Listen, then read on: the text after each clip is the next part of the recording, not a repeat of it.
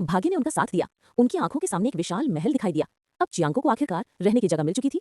सुबह होते ही एक बेहद खूबसूरत और राजसी कपड़े पहने महिला अचानक उसके सामने आ खड़ी हुई। वो पूछने लगी, तुम्हें पता है मैंने कल कौन से जूते पहने थे? चियांको स्तब्ध रह गया।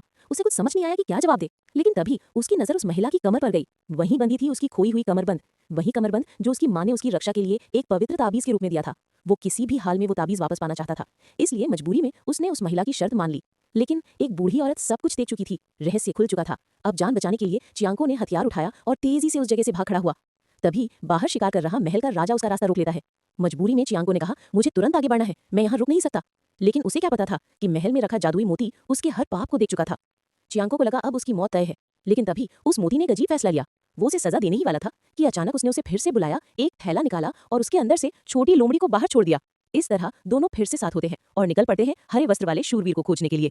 कुछ दूर चलते ही उनके सामने एक विशाल झील आ जाती है। चियांको नाव से पार करना चाहता था, लेकिन लोमड़ी ने तुरंत उसे रोक दिया। चियांको ने पूछा, तुम मुझे क्यों रोक रही हो? तभी लोमड़ी ने सच बता दिया, अगर तुम इस झील को पार करोगे तुम सीधे हरे योद्धा के पास पहुंच जाओगे, लेकिन तुम्हारा अंत बहुत दर्दनाक होगा। वो उसे मरने के लिए ज्यादा नहीं देखना चाहती थी, लेकिन चियांको जानता था कि अगर वो भाग गया तो पूरा राज्य उस योद्धा के हाथों तबाह हो जाएगा।